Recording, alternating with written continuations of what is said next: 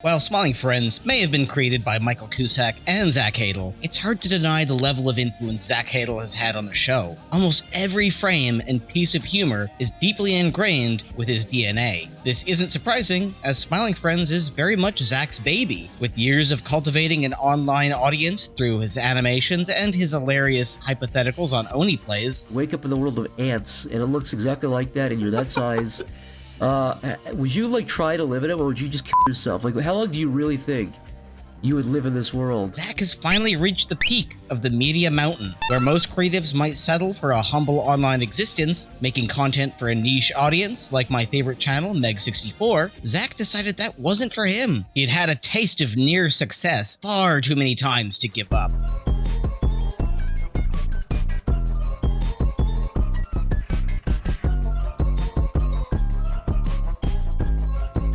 Don't forget to like, subscribe, and ding that bell for more Smiling Friends videos. And hey, since the season is over, if you'd like us to cover any other topics, comment below. It helps our channel not die with the engagement, but it'll also get you a juicy new video we'll tackle.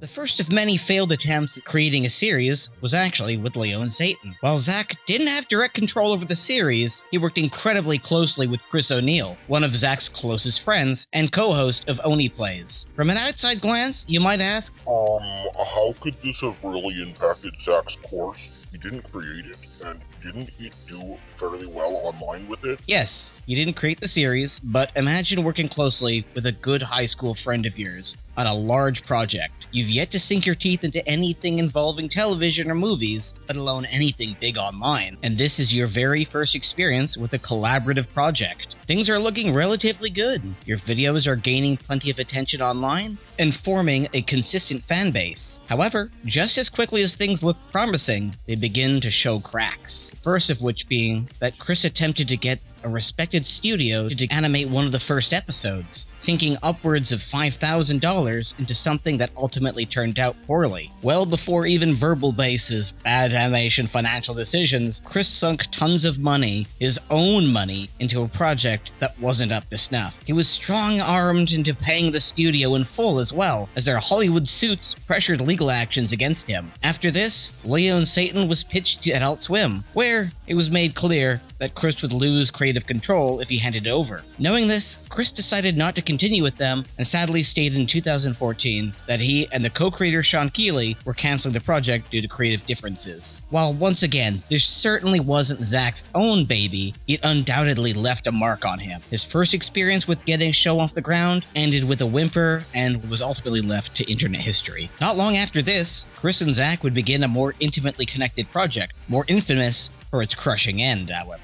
Roughly 7 years ago, they created a little show titled Hellbenders. Those familiar with their history would know this was an incredibly involved undertaking for both of them, involving the exploits of his two characters, Chris and Zach. They would go through many experiences not too dissimilar from Zach's hypotheticals on Oni Plays. The two were so confident in this show that they actually got it greenlit for a pilot episode on AdultSwim. While this might have seemed like a great sign for things to come, it was ultimately only the calm before the creative storm that would cast over Zach. If there's one thing that most people know about Psycicpebbles, it's his dark and often unhinged sense of humor. At least we forget some of his edgier videos buried online due to aging poorly.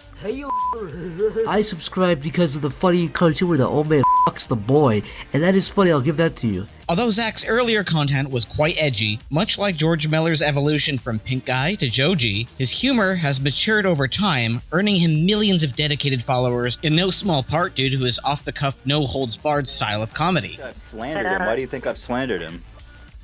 Well, hold on, you son of a bitch. Wait, hold on, Jordan. Wait, I did write a blog. Is the new Soldier Boy console. That's what the money's at, I'm telling you. Yeah, I've been hearing good things about the Soldier Boy console, so that's a really good thing. The Apple stand caper, all the way back from 1998. Roll the clip.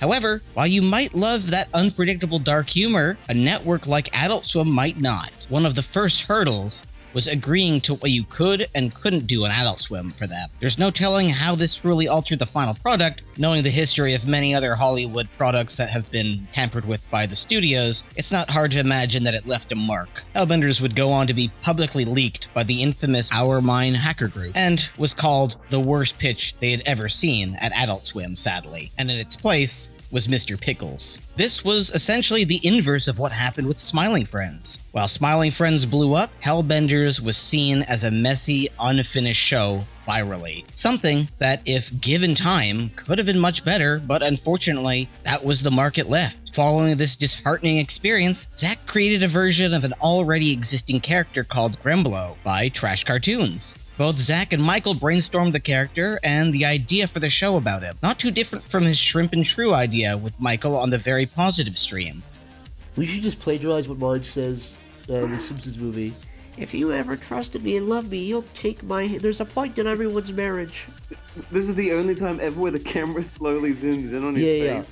He says there's a point in every friendship where you say, take my hand, and you don't question it. Wait, is this like the first 5 seconds of the first episode? Yeah.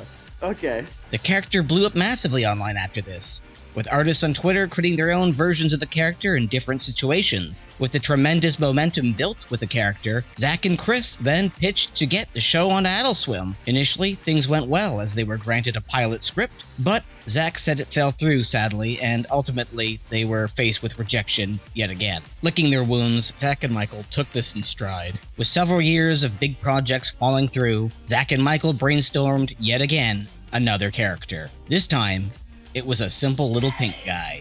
Undoubtedly building on the foundations of Gremblo's setting, an office worker with a wide cast of oddball characters, Zach definitely recycled the idea into something entirely fresh and new. Starting with the idea that Pim was an optimist, they wrote the other characters as hard opposites to create hilarious situations. I would really not be screaming that at the top of your lungs. One thing led to another, and they cracked the idea of the business of the show.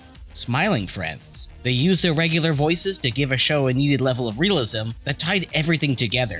When Biblar went rogue and he beat that woman in the head with the hammer, I thought it was artistically and tastefully done. I thought it was a well done sequence. It's funny, that was the part I really didn't like.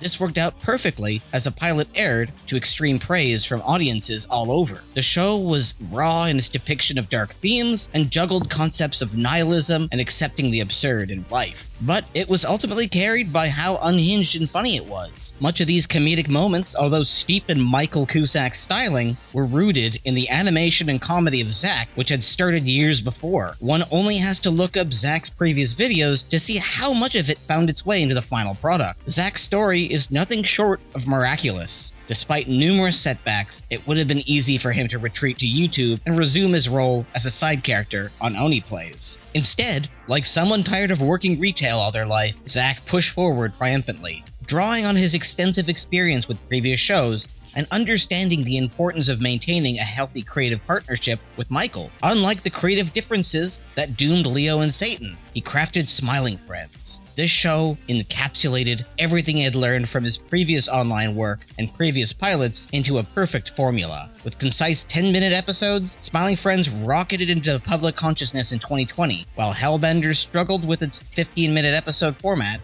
Incredibly low budget and team size, Smiling Friends trimmed all the fat and made use of budget. Pim and Charlie were essentially lightning in a bottle, combining Zach's unhinged nature and Michael's overall sweetness. This balance created a dark, yet optimistic show that could produce a full season for the cost of a single episode of Family Guy. I love all you guys. I love This is a great day to be Smiling Friends. The series, although not always the funniest as some people might want to say online, is visually striking and maximizes its small budget to the absolute fullest. Here's hoping for more episodes in the future seasons, but even if it doesn't happen, the few that we already have per season are a blessing with how many amazing animations have been showcased. If there's one takeaway from Zach Hadel's journey, it's the importance of always aiming for your dreams. Despite numerous setbacks and failed attempts, Zach never gave up, continually adapting and changing his approach until he found success with Smiling Friends. This is a lesson that resonates deeply with my own history as a video editor, where I faced similar struggles trying to gain an audience. For years, I poured my heart and soul into my work, experiencing more failures than I could even care to count. Like Zach,